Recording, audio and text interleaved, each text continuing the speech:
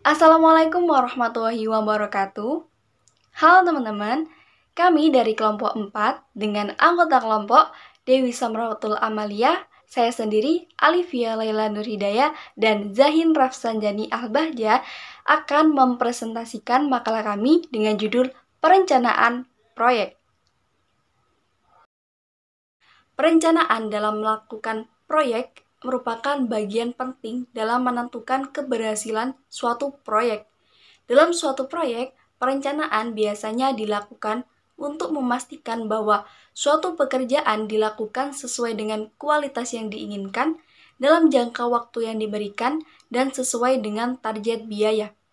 Dalam makalah kami yang berjudul Perencanaan Proyek akan membahas mengenai 4 indikator. Yang pertama, mengenai pengertian perencanaan proyek. Yang kedua, fungsi dan tujuan perencanaan proyek. Yang ketiga, komponen perencanaan proyek.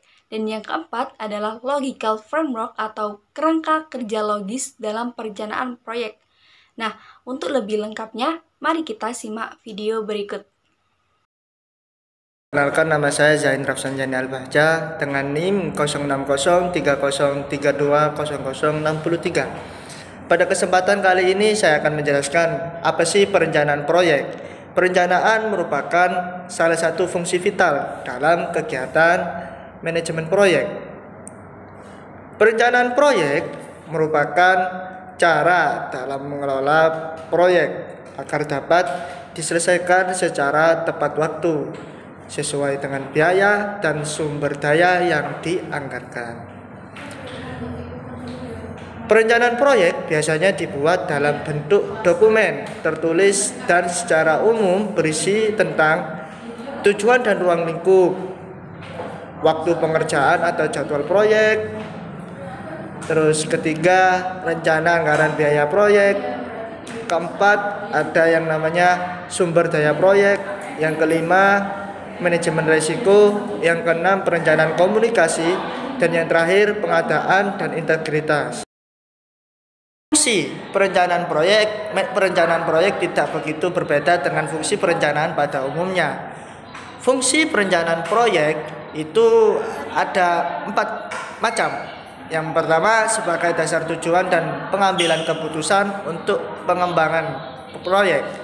Yang kedua, sebagai sarana komunikasi yang perlu diketahui oleh semua elemen. Yang ketiga, sebagai pedoman bagi manajer proyek dan stakeholder untuk memperkirakan kemungkinan-kemungkinan yang mungkin terjadi. Dan yang terakhir, yakni sebagai alat untuk menciptakan efektivitas dan efisiensi di segala aspek.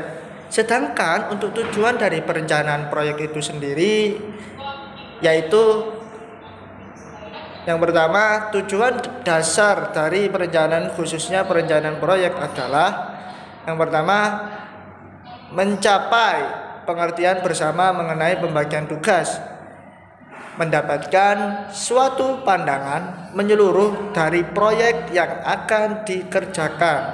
Itu yang kedua. Untuk yang ketiga, meletakkan dasar untuk mengalokasikan dan menetapkan sumber daya yang diperlukan. Yang keempat, sebagai standar pelaksanaan dan pengawasan.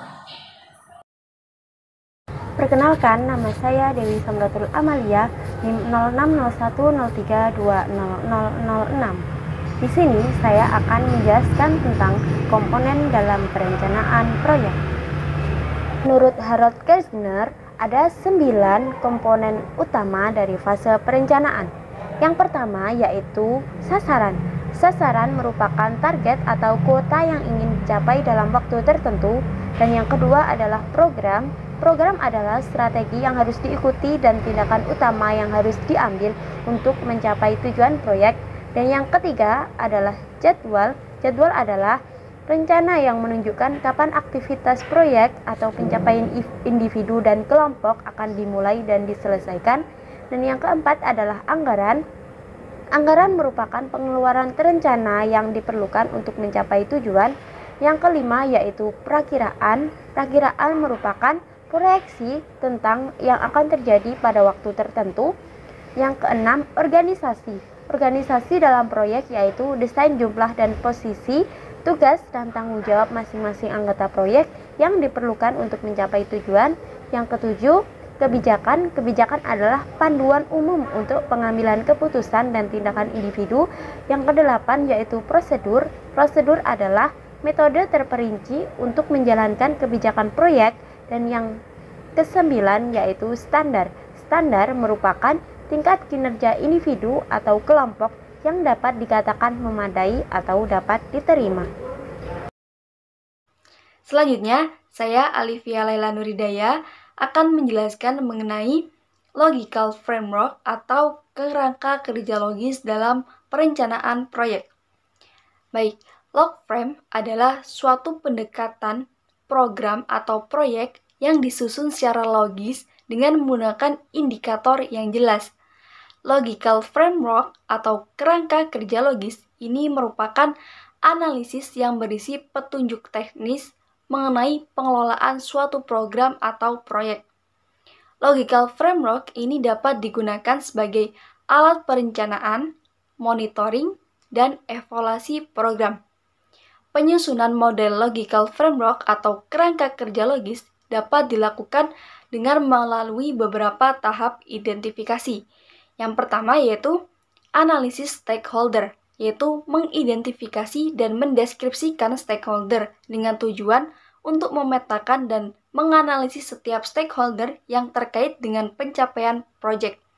Tahap yang kedua yaitu analisis masalah atau problem, yaitu dengan mengidentifikasi problem utama, peluang dan hambatan, dan menentukan sebab akibat. Tahap yang ketiga yaitu analisis objektif, yaitu dengan mengembangkan solusi dari problem yang teridentifikasi dan hubungan sarana tujuan.